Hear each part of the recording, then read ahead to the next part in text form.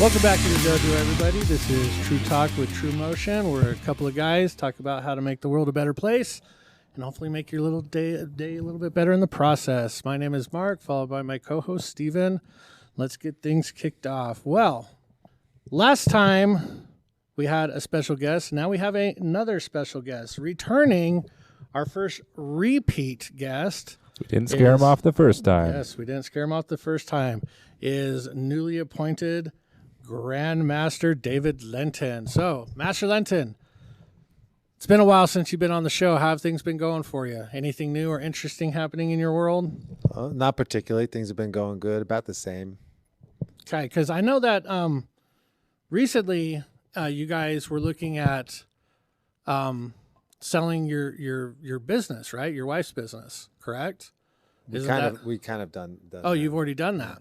It'll be done at the end of June. Okay. We'll be done. So for those of you guys that don't know, Jeanette Lynton owned close to my heart a scrapbooking company, correct? Scrapbook supply, yeah. She was basically a pioneer in that industry, wasn't she? Very much so. Yeah, she was one of the first people to actually take scrapping and turn it into a viable business, apparently. There have been smaller businesses, but she pioneered a lot of changes in enhanced, like the 12 by 12 paper and certain things like that was kind of where it came from her. So, and then after, how long did she have it? 40 years. She's been in business for this is her 40th year. 40, after 40 years, it was time to hang them up and move on with the next stage of life. So I know that you were involved with that for a while. Now you've got some extra free time. I know we've kind of talked about what you're looking at doing. Is there anything you kind of want to throw out there and plug that you're looking at starting up? So what I was planning on and have been thinking about for a few years is a training company for concealed weapons carriers. Okay. Because Utah has a law now where anybody can carry a concealed weapon without a permit. Yeah, that constitutional carry. Right. Yeah. And I think the problem is people will do that, but they won't get training. Yeah. That is true, and that makes it even more dangerous because they don't know what they're doing. Yeah, it's a lot of liability to carry a firearm. Absolutely. So the idea was to get a training company and use a computerized system with screens and laser pistols that puts you through different scenarios. It's a decision-making process. Honestly, I've done those before, and those are some of the funnest things you could probably go through. There was, have you heard of TNT, the gun range? They used to have that. Yeah, and that's what they I'm got talking rid about. of it for some reason. I remember one case, a real quick side story. Shannon and I did that a couple of times, and it gave her a new appreciation for law enforcement, obviously, because you never really know what you're walking into until you walk in their shoes. So that's like the safest way of experiencing semi-law enforcement things without actually being a law enforcement agent. Well, they did a scenario with us where we're concealed carries, okay? And we're at an ATM, and some guy approaches us. And me, I'm just kind of standing there next to her, this and that. She's like hamming it up. It's like she's talking to it, and then the guy behind her is like telling the story where to go. And she's talking like, hey, you look like you got some money. And she's talking back, like, which is normal. She doesn't know how to just let it go. So she's talking back to this imaginary screen. And they're jarring back and forth. And all of a sudden she pulls out her gun and shoots the dude. And I was like, what are you doing? What the hell just happened? And she's like, he was pulling out a knife. And I was like, bullshit. I go, you cannot tell me he was pulling out a knife. She goes, yeah, he was. I saw it. His hand was going behind his back. I go, it was going behind his back. You don't know what he was pulling out. His wallet. Yeah, it could have been his wallet. And I go, you just shot a black dude. I go, do you know what kind of headlines we're going to be dealing with right now? And then the guy behind me goes, he was pulling out a knife. And I was like, shut up. Like, you're not helping my case. So I was like, how did you see that? And she goes, well, I saw something glint. And I was like, you're so full. She made the right call. And like, you know what's interesting? Just today I was listening to, I don't remember what it was, but they were talking about the difference between men and women and their awareness of the situation. And women forever have had to be much more aware of danger than men because they're physically more vulnerable. So they are cued into people's body movements and looks and why is that guy out of place and why is he looking at me that long and who's behind me typically. Now with the phones, I think that may have changed. But that makes a lot of sense. Yeah. Because she was like super in tune to it. And I've got like a couple of stories, but one more. This one's funny. But in that scenario, in that simulator, they give you these like packs. They're like tasers, effectively. Pain packs? No, yeah, and so you hook it to your belt, and if you get shot, they'll tase you, and the tase can last anywhere from like a quarter of a second to 2 seconds long. So like a flick with like a rubber band, or like somebody's really getting you, and we're like, okay, we don't want to be like too crazy with it, so we'll like go like a second to a half second. Like we don't want to go nuts. It's like, I don't need to prove how tough we are in here. So we're in this scenario of whatever. Shanna gets shot and she sprays, flails her arm while she's pulling the trigger and shoots me. And then I get tased. And I was like, damn it. I was okay until you shot me. Did anyone shoot the bad guy? No, just good guys. Only shot good guys. So, but that, honestly, if you got something like that set up, dude, I'd be there every weekend. So that's the whole point, is training the brain to make decisions, because that's what it's going to boil down to. Did that guy have a knife, or was it a phone, or was it a wallet? And you better be sure. Yeah. And, is he pulling a knife to cut something, or is he pulling a knife to threaten you? Yeah, it's crazy. And here's the other problem or thing to think about. Even if you have a righteous shoot where, you're going to have to live with shooting or maybe killing another person. Yeah, that's... Even if they deserved it, right?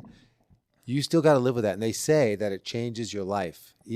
You might have mental issues because of it. Maybe, maybe not. People might look at you differently. Even family members may look at you differently. No, that's very true. I mean, you never look at it from that perspective of like, even though it was a self-defense act, you took somebody's life. And what that does to people. I mean, you see people in the Army come back not the same. And they're supposed to be shooting people. And they're supposed to be shooting people, exactly. So imagine a civilian is in that situation and they do shoot and kill somebody. I agree. I don't think they'll ever be the same after that. I think subconsciously, at least, we are all conditioned by the movies. Yeah. You shoot someone, they drop, and then the good guy moves on. Yeah. He's like, okay, where's the next? An afterthought. And subconsciously, but when you really shoot people, they don't just die like in the movies. No. They may not die at all, and they may start screaming, they may start crying, they may start bleeding everywhere. I mean, they're going to be... Yeah, it's going to be bad. It's going to be real bad. So there's a lot of trauma and psychology involved that people aren't used to. And that's why I think people who carry a gun, before they carry a gun, have to go through kind of a checklist of, okay, am I really willing to shoot somebody? And am I really willing to live with that? Yeah. And am I really willing to take the potential risk of being wrong? And even if I'm right, it could be a long trial. Yeah. And that's expensive. There's a lot of reasons not to carry a gun. Yeah, there really is. And obviously there's a lot of reasons to carry a gun. And that's why it's a huge decision. Exactly. And if you need training. You need to learn how to shoot the gun, which is go to the range and blah. But you need to learn how to shoot, when to shoot. And you're responsible for every bullet. Yes. So if you miss the bad guy and hit a good guy, that's on you. Mm-hmm. I remember when I was taking my concealed carry class probably about 8 to 10 years ago, the instructor was asking us, he goes, out of all active shootings, what is the percentage of shots being shot actually hit their target? And we're talking just strictly law enforcement. Yeah, it's pretty low. Yeah, so if a cop pulls out his gun in a situation and shoots, what's the percentage of he'll actually hit the target? And I was like, well, okay. Your adrenaline's pumping, your heart's racing, like 50%. He goes, no, way low. I go, lower than 50%? He goes, yeah, it's 11%. I was going to say 12. Yeah, 11% of the time they actually hit their target. Well, if you think about it, just because you're in law enforcement and just because you have training, especially the first time you actually have to shoot at somebody, you're just like everyone else. Yeah. But you have a little more training. Well, I don't even think they get as much training as we think they do. No, they don't. So, I mean, I remember talking with Donovan, and he's like, yeah, after academy, the training's up to them.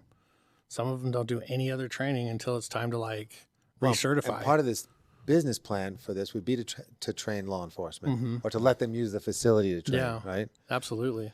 And so that's been going on. And then I got hooked up with another friend of mine on search and rescue, and he's been thinking of a plan. It's called OATH, Outdoor adventure and training headquarters. Oh, wow. Okay. And the concept behind that is, well, we know a lot of people with a lot of skills. Yeah. All kind of outdoorsy skills, rappelling, Mm-hmm. diving, motorcycling, pilots, you name it. Tactical stuff as well. So his idea is to be like, you say you have a family event, someone's 50th birthday or whatever. You can go to our website. Oh, we want to do a ropes course. Well, we Okay. would just send them to the ropes course Yeah. in the beginning. Yeah. Like, we're not going to do it all ourselves in the beginning. Yeah. to Eventually. raise some money. And then eventually we could Build branch your own off course. and do more stuff. But some of it would be like an adventure. Like, get this. Say you teach someone a map and compass, and then you say, okay, you got to map and compass yourself to this location. It's like a scavenger hunt. Okay. Yeah. And then you got to go to this parking lot. You got to hot wire a van. We would have a van that you could hot wire, right? Oh, wow. We'd rig That would it. actually be really fun. And it'd be like an adventure. Like, you Yeah. have to either escape somewhere, or you have to go get somebody, or rescue somebody. So it's like an escape room in real life. Yeah, and we could use the lake. Okay, and then you have to get in this boat and get across the lake. Whatever it is, it's imagination's the limit. That right? would That be would a be lot of fun. Incredible. That would be a lot of fun. I think there's definitely a niche for that because escape rooms are huge. Yeah. And this People love this escape could rooms. be. We could have one indoors too, but we do it like an outdoorsy one. But I've never heard of like an outdoor escape You know, room. maybe you have to go here, and then you have to rappel down a cliff Yeah. to get to the bottom, and then navigate your way out or Exactly. something. That's And also, the idea would be for corporations to do team building exercises, Absolutely. right? And that's a big thing. Like, the ropes course is a classic thing for, like, we do it and the team building. Yeah, no. corporations. that's way cool. So it sounds like you've got quite a bit of stuff. Like you're retired, but not retired at all. I will be out of a job. Let's put it Yeah, that way. you'll be jobless, but not jobless. Jobless but not homeless. Yeah, yet. exactly. Yeah, yet. Yeah. Jeanette's thinking about that. Yeah. like, Well, yeah. There is time. why are you still in the house? Yeah, exactly. Ooh. Hey, your use is gone. Like, get out So of here. we're meeting currently, and we're starting to put ideas together and talk. And Uh-huh. it's going to take about a year to actually get. But man, you've got some great stuff in the works. That sounds way cool. So my plan needs a building. yeah, it does. His plan does not, to start with. Right. This is true. So we're yeah. going to start kind of in that area, get the bugs worked out. I would take the building you're just getting out of. Well, it's too It's, big. it's huge. It is huge, huge, but it's yeah. like you got one. It's better than paying rent in some of these places. Well, we'd be paying rent and taxes. Anyway, Yeah. it's too big, too much, too big, which is unfortunate That's because true. It's true. it would be nice to have a big warehouse. And maybe one day that is the plan, find a warehouse that we can modify to fit, because then we can get into simulition Yeah. Yep. and we could do actual tactical stuff and Like or clearing just fun rooms and- stuff. You know how yeah. people do paintball for fun? You can, even those simulators have a fun mode. They have a target mode and Okay. a game mode, Yeah. right? And Yeah. they have them for law enforcement scenarios and also for civilian scenarios. They're very different, those scenarios. We're not pulling people over and get out Yeah. of the car with your hands up kind of stuff. Yeah. Right. Exactly. No, I honestly like just listening to you talk about it. I'm super excited about it. So I hope you get it like off the ground pretty soon. When we're done, I'll show you a couple of commercials. Yeah, that's way Sweet. cool. Yeah. Way cool. Well, we're gonna get into our top 5 here in a second. So let's worry about that now. Forget about it. We got the top 5 picks of the week. You gotta see what's on top when you'll be sleeping with the fishes. Okay, this week's top 5 are top 5 movie one-liners. Now, Ashland had a great idea. He's going to say his quote, and we're going to try to guess it. Okay, at least for his top 5, or he says he's got like a Top 20. top 20, but we're going to do at least 5, maybe a few more, and then we'll go through the both of our lists. So, all right. So, what do you got for your first one? Let's First see what- one's easy. Show me the money. Okay, yeah, Jerry Maguire. There we Yeah, go. Jerry Maguire. Yeah, Tom Cruise. Can we swear on this one? Sure. Yep. The next one's easy. Yippee-ki-yay, motherfucker. Oh yeah, dang it! That was a good one. Yep, that's go, Die Die Hard. Hard. Right? That is I a good love one. the smell of napalm in the morning. Oh yeah, you got to go with shoot, it's what is the name of it? It's the Francis Ford Coppola, Yeah. Marlon Brando. Starts with an A. Oh yes, oh my goodness, I have it. I Rhymes have with the apple. movie. Rhymes with apple. Oh, Apocalypse Now. There you Apocalypse go. Now. I was like, dang it, why can't that's I not one spit that that you- out? Like I love this. Like, I don't know, you can't use that too much. Like, oh, I love the smell of cigarettes in the morning. I mean, Yeah. you throw in something for Exactly. napalm. Right? Yeah. Say hello to my little friend. Oh yeah, Scarface. That's on my list. There we go. That's also just a classic, but I don't know I guess you could use that. Everybody says that. Okay, this one's obvious too. May the force be with you. Yeah, Yeah, Star Star Wars. Wars. Yeah, I'm gonna make him an offer he can't refuse. Godfather. Classic. Yeah. You talking to me? Taxi Driver. Robert De De Niro. Niro. You talking to me? You must be talking to me. I'm the only one here. You're talking in the mirror. I Yeah. think. Yeah. Now, I've never seen that. Is he just like crazy or? Yeah, I think he kind of goes a little crazy. Okay, because he's a boxer, right? I don't remember. I haven't seen it. I really need to watch that movie. There was another movie with I forget. Oh, I can never remember the name. Anyway, he's like a accountant with a white shirt and the pencils in his pocket, and he carries a briefcase around, and he's kind of gone nuts. That's with Michael Douglas. Michael Douglas. Yeah, I remember. I know the movie, but I can't remember the movie title. I want to say it's Postal. No, but he goes postal. yeah, but he just goes around, and there's a great scene where he goes to order a hamburger or breakfast, but they're 2 minutes past the breakfast thing. Oh, Oh And yeah. he starts yelling at him, then he eventually pulls out a gun. Yeah. I want my Egg McMuffin or whatever it was. I just want my Egg McMuffin. Yeah. No, that's a good one. All right, what else you got? Let's see what we got. Go ahead. Oh, go ahead. Make my day. Yeah, Dirty Harry. Well, it's sudden impact, they said. I don't Oh no, that is Sudden Impact. Yes, you're right. It's not Dirty Harry. know. No. Here's looking at you, kid. That I did. What movie is that? Yeah, Humphrey. oh, it's a Humphrey Bogart. Yeah, Casablanca. Yep. Casablanca. I'll be back. Oh yeah, the Terminator, the Governor. And that, you can use those. Oh, that's classic all the time. Houston, we have a problem. Yeah, Apollo 13. Yeah, we go. good job. I'm serious, and don't call me Shirley. Airplane. there we go. God, that's such a good movie. No, Shirley, you got to be serious. I am, and stop calling me Shirley. Liam Neeson. It's like you can't. That wasn't That- Liam Neeson. That was Liam Neeson. Don't call me Shirley. Yeah. No, it was not Liam Neeson. Yes, I'm gonna. No, Leslie. Oh, not Liam. Yes, Leslie Nielsen. Yeah. correct. Almost the same. Not Liam Neeson. Liam Neeson would be interesting in that. Yeah, But definitely. everybody'd be scared of him. He'd be too serious. We're gonna need a bigger boat. Jaws, that's on mine too. There we go. Yep. That's a classic. Yep. You're not in Kansas anymore. Wizard of Oz. Yeah, and that's a line you can use all the time. Everybody always says that. It's a good one. You had me at hello. That one. It's a That- movie we already talked Yeah, about. it's Jerry Maguire. Yeah. Yep. Okay. We don't need no stinking bedges. That one's is that Yep. Blazing Yep. Saddles. Saddles. Man, I think I've talked about this with you. I don't think Mel Brooks could be able to make movies nowadays. All of his movies, they're funny, but oh my gosh, they like push the envelope. Who's Iron Man? Robert Downey Jr. They asked him about Tropic Thunder. Tropic Thunder. Could you make that today? Oh, you could make it. Yeah. It's the same with Blazing Saddles. Oh, Yeah. you could make it, but it'd be trouble. Well, and it's funny because he got less heat Yeah. because of Ben Stiller doing Simple Jack. Yeah.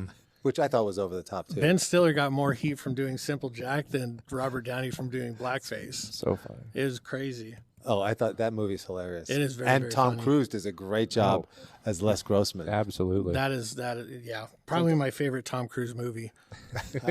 I like his movies actually. He's pretty good. He's a Night little- and Day. Remember that one? That one's a really good one too. With me, without me. Yep.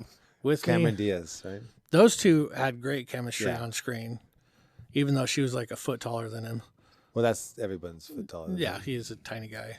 But sidebar, he's amazing. He flies airplanes. He flies helicopters. He does a lot of his own flying and stunts in his movies. He was on a talk show, and they asked him what licenses he has, and he's got a real estate license, his pilot license, his diving license, his skydiving license, his concealed carry license, his driver's license, motorcycle. He had like 18, 20 different licenses. I know he was on a talk show talking about some stunt. He goes, "Yeah, I was talking to my safety guy, and I said, this is the stunt I want to do." And he said, "No, you can't do it. It's too dangerous." So I get a new safety guy. Yeah. So I get a new safety guy.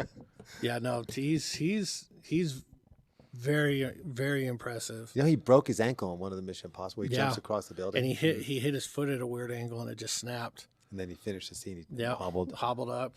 He didn't fall off the building, luckily. Yeah, that was. Well, I think he was wired up. Was he? I'm pretty sure. He had to have been. Wax on, wax off. Yep, There we Karate go. Kid. I don't really know how much you use it, but it comes up once in a while. Well, anytime you do any sort of cleaning, Yeah. anytime you clean, you Anytime always... there's a movement. Yeah, Like, More of exactly. the right circle, left circle. Yep. my precious. Lord of the Rings. A friend of mine, so I bought an e-bike a year ago, and the guy who helped me bought it, he didn't help me buy it, but he was an avid biker and he was with me. Uh-huh. He goes, what are you going to call it? What are you going to name your bike? I'm like, my bike? He goes, no, you got to name your bike. You know, he has a name for his bike. He goes, I know, call it Precious. Yeah. Yeah. Which, Only- you know, Only crazy people call him that. well, he called, so my bike's my Precious, but I don't There really you go. refer to it that way. Okay, I just got a few more. Pay no attention to that man behind the curtain. Oh, yeah. That's the Wizard of Oz also. That's a good one. There's nothing to see here. Yeah, you to don't see see here. anything. Hasta la vista, baby. Another good Terminator reference. Like 2 more, 3 more. Stupid is as stupid does. Good old Forrest Gump. Yeah. This is a great movie.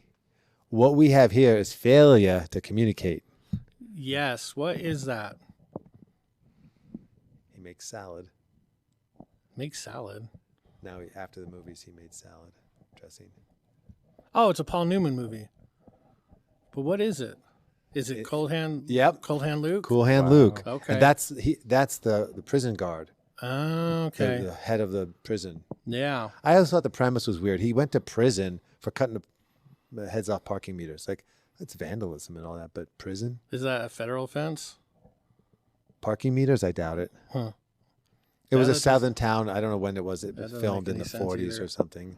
So he went into this prison for cutting the heads off. He was drunk, Okay. got a pipe cutter, cut the heads off the parking meters.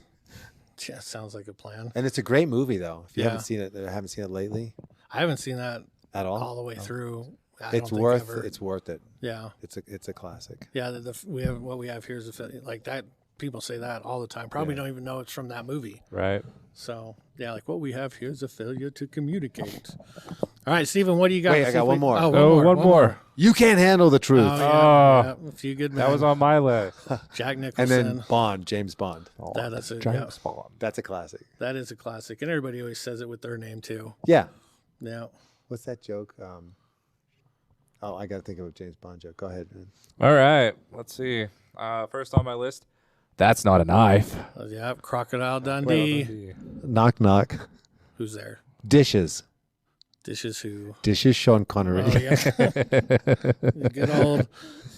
good old Sean Connery. Also got the I'll be back. Yeah, I'll be back. One that not probable is Pirates of the Caribbean.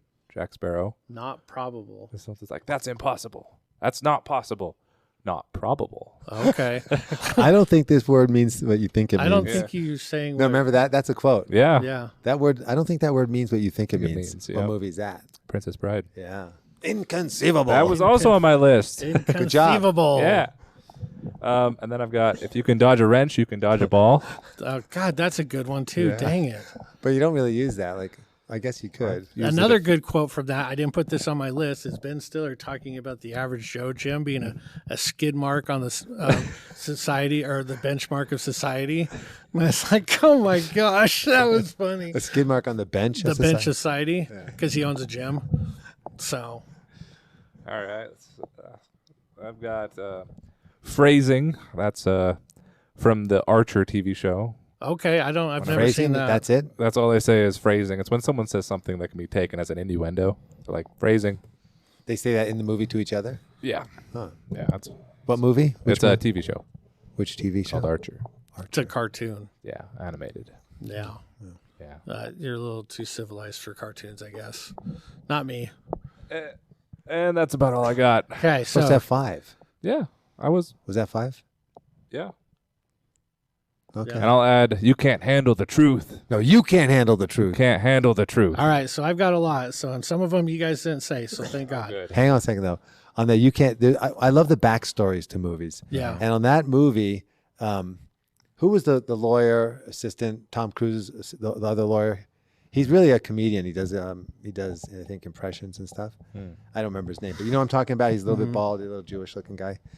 Well, his mother was standing behind him when they were shooting or something, and Tom Cruise is like, "You got to tell your mother to move. She's distracting me." On that scene, right? Yeah. I gotta make a serious face here. Okay, all right. So the first two have already been said. Say hello to my little friend. Yeah. Scarface. We're gonna need a bigger boat. Yep. Jaws. Okay, this one. There's no crying in baseball. Oh, is that with David Spade? No, it's an all women's baseball league. Oh, I've seen it's, and the fat girl's in it. Rosie O'Donnell. Yeah, is that the one? League of Their Own. It's a league of their own. Tom okay. Hanks. There's no crying in baseball. After he just berates this girl, she's like, "Are you crying?" "No, I'm not crying." And then the umpire comes over and starts yelling at him for making the girl cry, and then he yells at him and gets kicked out of the game. And Tom Hanks, yeah, that honestly, it's one of my favorite movies. So Tom Hanks is a fantastic actor. Have you seen The Bridge of Spies? No, You have to see it. It's a true story from the 90s. We captured or maybe the 80s. We captured when did the wall come down? The Berlin it was in Wall. the 80s, right? 83, 84. So we captured a Russian spy, Okay. and the movie is about basically they wanted to kill the Russian spy, but they had to have a mock trial, and they told Tom Hanks, yeah. Tom Hanks, who worked for a law firm, "All right, you're it. You got to defend this Russian guy." He's like, but he does so he goes for it, and he does a really good job. And the judge even says, "Hey, come on, slow down." Like you're making an actual case for him. This is a mock trial. We have to have a fair trial, then we're going to hang him. Yeah. So at the same time, one of our spy planes gets shot down over Russia. So now they have our guy, we have their guy. And Tom Cruise spared his life by saying, "Well, don't kill him. Maybe we'll use him for an exchange one day." Well, a Okay. few months later. And that's the whole movie. It's The Bridge of Spies is where they exchange the two Prisoners. and it's a fantastic movie. Okay. Wow. Definitely look it on the list. Next one I've got is You're Killing Me, Smalls. Well, Sandlot. Sandlot. You ever seen The Sandlot? Watch a lot of baseball movies. Yeah, it's America's pastime. Come on No now. basketball. There's not too many good basketball movies, let's be honest. That's true. There's Blue Chips and like Space Jam with Michael Jordan, not no, I haven't LeBron seen- James. You need to watch Sandlot. Okay, It is a classic. It was filmed here in Utah. Oh. Classic movie. It's about a bunch of kids. They play like backyard baseball in this lot. And this boy who doesn't know anything about baseball takes his dad's signed autograph Babe Ruth ball Oh no. to play because they ran out of Oh baseballs. no. And then the first pitch, boom, cracks it into the neighbor's yard that has the beast, this giant dog. Oh no. So they have to like try to figure out how to get this ball back and this and that. And one of the characters, the catcher, one of his favorite things to say is, "You're killing me, Smalls." Like if you're bothering him, be like, "God, you're killing me, Smalls." And I say that all the time. So Spoiler alert, did yeah. they get the ball back or did the dog eat it? both. They did get the ball back, but it was ruined. Okay, but I don't want to spoil it because they find something better. Okay. Okay. James Earl Jones is in it. Oh, he's good. Yes. Okay, next one. If it bleeds, we can kill it. Is that Predator? Yeah. Yeah. Good old Arnold. You know, I thought it was interesting, that movie. I only saw it a long time. The Predators didn't kill you if you weren't armed. No, if you didn't pose a threat. I thought if you weren't armed, like if you were like a civilian, so to speak. Yeah, if you didn't pose a threat, like if you were armed and you were a civilian, it would go after you. They but would. If you didn't pose a threat, it wasn't sportingly enough for Right. you. But if you were armed and not, if you were say hunting deer, you would be fair game for that. Yeah, exactly. So if you weren't armed, basically you're no threat. No, yeah. No, they had a conscience code. about them and a code. Very much so. Like the samurai. They're just like the samurai. Honestly, if you ever read any of the books, it's quite fascinating because you actually hear the thought process of the predators. So it's pretty crazy. All right, next one. Mama said life is like a box of chocolates. You never know what you're going to get. Forrest Gump. Forrest Gump, yep. And I don't know how to put this, but I'm kind of a big deal. It's a Will Ferrell movie. It's not the racing one, is it? No, it's he's on He's a broadcaster. Ron Burgundy. Yes, Anchorman. I don't know how to put this, but I'm kind of a big deal around here. He's funny. I don't know if you've heard me, but I did like 1,000 of those. I use that a lot too. Which one? Where he's like curling in his room, and he's like 1,001, and then he was like, I don't know if you heard, but I did like 1,000 of those. And he's shirtless, and he's out of shape, and he's curling like 10 pounds. It's funny. Okay, next one. Is your mother was a hamster and your father smelled of elderberries? Is this a baseball movie? No. It's an old movie. Nah, I have no idea. Go away or I shall taunt you a second time. Oh, it's a Monty Python? Yes. Whoa.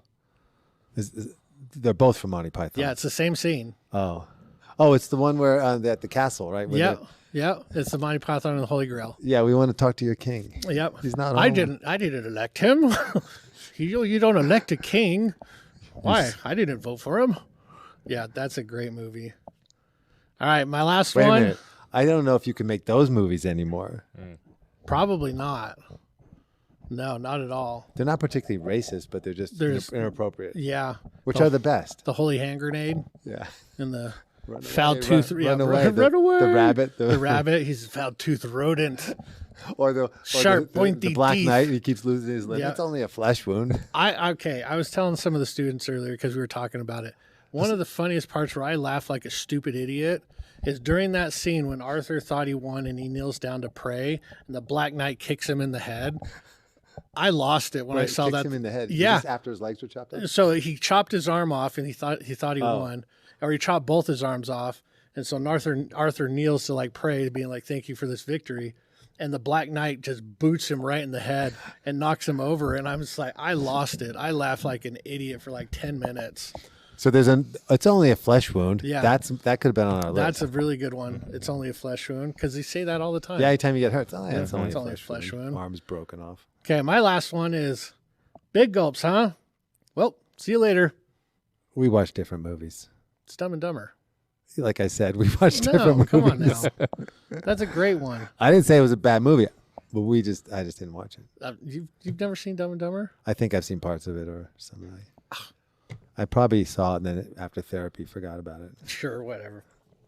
Dumb and Dumber is an American classic. Can't tell me otherwise. All right, well, that's our top 5 or top 20. Let us know what your guys' favorite one-liners are from movies. Hopefully you can pick some that we just completely forgot about. Make sure you leave your comments down below. And moving on to the next section. Come with me if you want answers. It's time to ask the senses for more information today. All right, next section is Ask the Senseis. So each week we get 3 questions posed by you guys, and we're going to talk about them. Okay? First question. How do you get people / students to be free thinkers instead of just followers? Is that a question from somebody? That's from me. Oh, Yeah, this is one I've been thinking about a lot lately. okay. How do you get people to be free thinkers instead of just, in other words, thinkers? Yeah, Instead of followers. yeah. Because if you look at today's society, we're really lacking in the ability to think for ourselves. I think that's a common ailment. Yeah, I think learning to think for yourself is a skill you have to acquire. You can be taught it. yeah, We should be taught it. Critical thinking should be taught in schools. mm-hmm.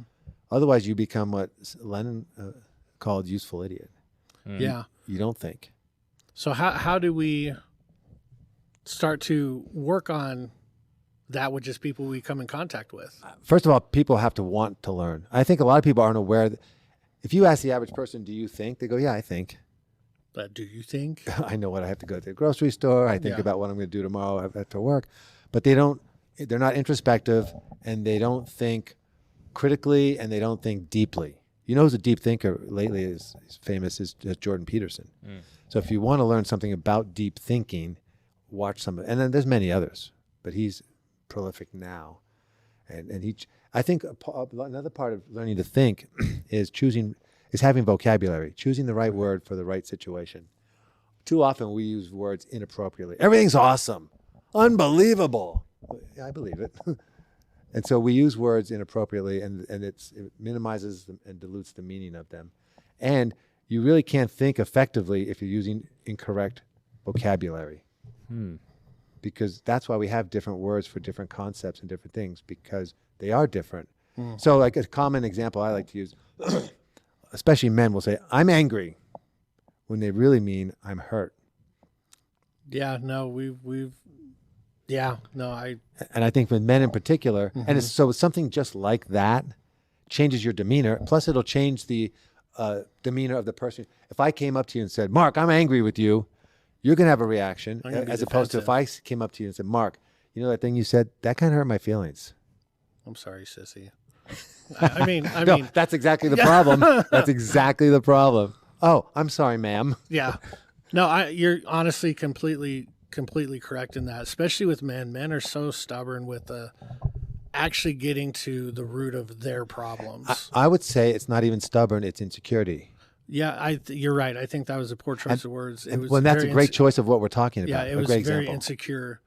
Yeah, because if you think about it, most men won't want to admit that something that was said to them hurt their feelings. It's perceived as weakness. Yes. Right. But it really isn't It's weakness. not. It's really not. It's the opposite. Well, yeah, because you're strong enough to admit that something bothered you.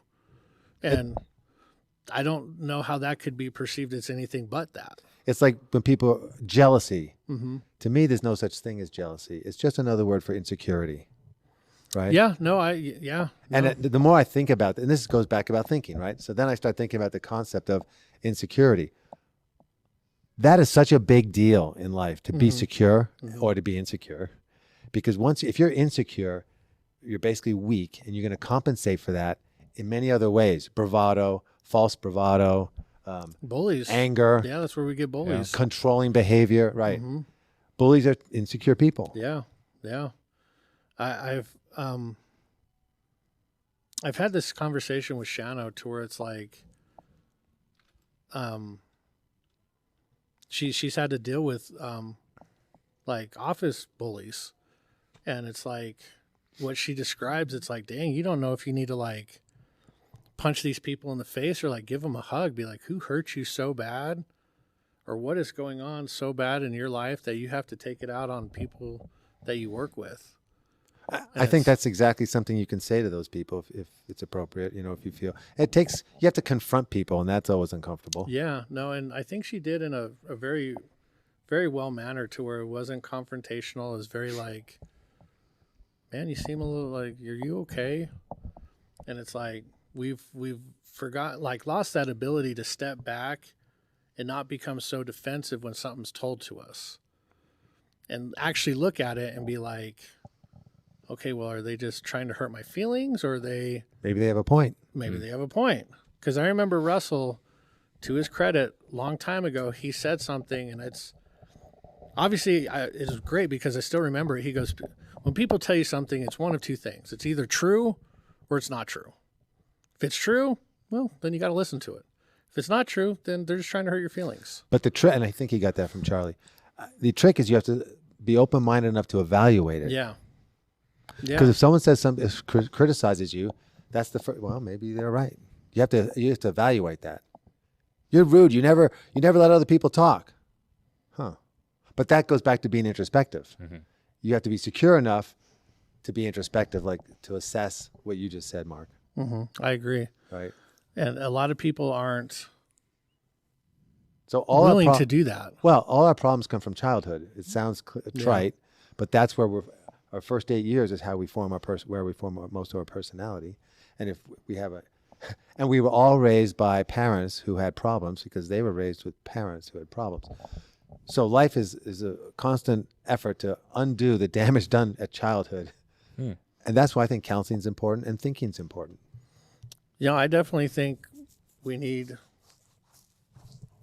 to challenge people in a positive way of making them think critically. I mean, we still talk about the first time you were on, and when you asked Stephen why you wanted his black belt, and then you asked him like 5 whys in a row, and it's like, we don't do that anymore. I think that's a concept, like the 5 whys or the 7 whys. Yeah, and it's children do that. Like when they don't understand something, well, why? Yeah. Well, why? well, why is it like this? And what do we tell them? Shut up and go to your room. Yeah, exactly. You don't have an answer. And it's like we need to get back to that childlike mentality of like we want to be curious on what is it? Why is it this way? What made it that way? Who decides that way? You know, and yeah, and not have people that you're like comfortable enough talking to it about it to where they won't just be like, all right, come on, dude, shut up. Like, get away from me. Like, you're just bothering me. You're wasting my time. Well, I think thinking or challenging somebody makes them uncomfortable, insecure. Yeah. Mm-hmm. We're back to insecurity. Mm-hmm. So I have to be very careful because I ask a lot of questions. And when you ask questions, people perceive that as an attack. Like, oh, you don't think I know what I'm doing? Oh, You don't trust you're me. questioning me? Yeah. And so I question whatever was said, the concept. Mm-hmm. So if somebody says something to me, that's a concept that's now out in the ether. And I'm going to question that concept. But people take it personally. I think you're questioning their integrity or their ability or their intelligence. No, I agree. Yeah. And it's like, it has nothing to do with that. It's like, I want to know. But people don't. That's something people have to learn to understand. Like, don't take that personally. That's why. Well, what's interesting too is when someone says something and the other person says, "Well, who said that? Where did you get that?" They want to know the source to see if they're going to say it's legitimate or not. It doesn't matter where you got it from. No. It's said. You're the one Now saying deal it. with that. Mm-hmm. Right. I think it's interesting because when you say people don't like that conflict or that Questioning. questioning, that goes back to another Jordan Peterson thing. Conflict avoided now becomes problems later. Yeah. And he's like, he talks about that with communication. He's like, if you see that there's an issue and you choose not to confront the issue now, well, that would become a big problem later on because now it's unchecked. Especially in relationships. You Yeah, see this, he was using it in relationship you terms. see this in the workplace a lot too. Like especially a subordinate. Hey, we need to move these boxes over here. My first word, why? Yeah. Part of it's laziness. Like, I don't want to move those boxes. I better have a good reason. Are you sure we need to move those boxes? And part of it is, from my perspective, he says, we have to move these boxes because, and then whatever he says. Then I will evaluate that in my head to see if that's accurate or if I have a better idea. Mm-hmm. And maybe I do, maybe I don't. Yeah. But I need to know why. What is your reason? No, that very, very People don't much like so. justifying their reasons. Partly because sometimes they don't have one. Yeah, they just want to sound powerful. They want to sound knowing. So it just Yeah, They do don't this. follow up. I'm the boss. it's my idea. I want people to respect me. Going about it the wrong way. I know. No, yeah, that's A good leader. So when I manage people, right? My philosophy is I want to get good people, teach them what they need to do, train them, and then I let them do their job. get out of the way. Like I have a maintenance guy who's Armando. Yeah, yeah. He's amazing, right? He's a great guy, highly skilled maintenance guy. Yeah. I don't even tell him what to do. I ask him, what are you doing today? What needs to be done? Yeah. Unless I see something that, okay, wait, we got to switch that. Let's That do this bumps first. up on the priority list. Yeah. Yeah. Yeah. No, Otherwise, those do your are- job. My those are great supervisors and people. managers do their job. They're excellent. They've been doing it for 20, 30 years Well, that just goes back to putting the right people in the right positions. and not micromanaging them. No, the last thing somebody wants to do is feel like somebody's looking over their shoulder and being like, "Oh my God, am I doing it right? Are they going to yell at me?" And you take away their autonomy and their ability to be creative. Yes. Yeah. That's why we've talked about tests a lot lately. Okay. I have a very much love-hate relationship with testing because testing puts people in a box to where it takes all creativity out of what they're doing. Right. Because when we teach people techniques, it's very much like step by step by step. But that's at the same time, you're like, okay, now in reality, like if you did this strike instead of that strike, it doesn't really matter. But when you're at a test, it matters. It's got to be this strike. It only matters if that's the philosophy of, in this case, the system. Mm-hmm. Because if the system was like, well, just do the appropriate strike for the appropriate target, and if it's this one or that one, that's fine. They both are legit. If that was our culture, then it wouldn't matter. Yeah. But no, it seems like, testing in general, it's like, it's either right or wrong instead of, well, it could be right and it could be wrong. Like, can you argue your point? Now I'm talking like martial arts testing. No, I am thinking. Yeah. In terms of like, well, why did you do it that way? That's how my brain works. As soon as someone says something, immediately I'm going to challenge you in my head. Like, are you sure? Well, because I remember, I think it was probably you, to be honest with you. It was either you or Charlie. I remember we were at a test or at a workout and something, and he goes, "Why are you doing that?" And instead of being like, well, because explaining why I was doing it, I automatically took it as I did it wrong. And I was like, well, and you start stumbling, and it's like, no, you didn't. He didn't say you did it wrong. He says, why are you doing that? And we go back full circle to people don't like the question why. But for that reason. Yeah, because they think they're wrong, or they think that it's incorrect, or that you're criticizing. Yeah, you're demeaning it. Yeah. No, it's. I thought that was very weird, and I was like, well, I'm doing it because this is the position I was in. And you do your best to explain why you did what you did, and then it's just like, okay, and he left. I was like, oh, well, apparently that's true with any conversation. Whatever it is you say you believe, you should be able to back it up. Otherwise, you're a useful idiot. Yeah, no, I agree. Well, I mean, we do need useful idiots every now and then, but we definitely like free thinkers for sure. Well, think about if you could extrapolate free thinking or critical thinking to everyone, things would be better. We really don't need useful idiots because they're useful idiots. They're idiots, and they're not that useful. They're only useful to the extent that you can manipulate them to achieve your means, your ends. Rather. Yeah, man, but we could keep talking about that for forever. But moving on to the next question. This one's an interesting one. One question. Ooh, yeah. So do you have a question or? No. I just said we only covered one question. Yeah, we only got one answer. We only got one answer from one question. Yeah. What about you, sir? What's your how would you extrapolate on that? Me? Okay. I'll go afterwards. Yeah, I guess we just have to, when it comes to like teaching people or helping people with free thinking, we have to give the ability to put them in positions to think freely. You know, okay, so let's talk the art, you know. Be like, all right, someone's going to punch at you, do something. Right. Okay, don't do a technique, quote unquote, but just do something. And then that I find helps unlock that ability to free think, and then you can start having conversations with them, and then would that be free thinking or being creative? Both, because I think free thinking and being creative kind of go hand in hand. Because if you're not creative, then you got nothing to say.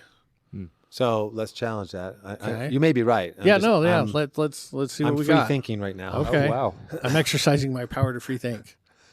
Can you be creative without being a critical thinker? Like maybe I'm a good painter or a good dancer. Exactly. I think that comes down to perspective, and it's like if you are super creative in your form, or in your defense maneuver, or in whatever, someone throws a punch at you, and you don't do anything, you're creative, but it doesn't work. That's different. It's different. Yeah, because you're saying, well, you can be creative, and sometimes it works, sometimes it doesn't. But what I'm saying is, or I'm asking, could you be creative, say really good at, say, the martial arts, but not a critical thinker? In other words, outside the martial arts, you're an idiot, so to speak. Yes, you can. Yeah, absolutely. That's what I'm saying. Because thank you for clarifying. You haven't tried or in other words, you're skilled. Yeah. And you might be creative within that realm, but that doesn't make you a thinker. No. Hopefully. Take athletes. That's a good example. Yeah, no, exactly. Hopefully it gives you some perspective to learn how to think freely, but that's up to them to take that and actually then run with it. But in order to do what you just said, you have to be a thinker. Yes. You have to pull one experience from one area into another area. Well, that's thinking. And that's thinking. Using that, right? So if you're not a thinker, well, I'm real good at this thing, whatever it is. Punch good. That's it. Yeah, me strong. Yeah. Exactly. A weightlifter, golfer, you name it. Anyone who's highly skilled in any activity doesn't necessarily mean they're a thinker, unless the activity happens to be thinking, like Jordan Peterson. So are chess players good thinkers? Within the realm of chess, they're good strategists. Yeah, that makes sense. Strategy, yeah. And that goes back to using the right word for the right. Yeah, they're thinking about strategy. Yeah, but they're not thinking about thinking. Right. Well, all right. Well, Deep. well, There we go. That's I was going to say the same thing. I think here I am thinking in the realm of teaching, right? To teach students to think freely, I think you need a moment of practice, a moment of creativity, and then evaluation. And then you don't base it off of anything else, but you base it off of, did it work there? And if it did, can it happen again? And then it's like, what else can you do?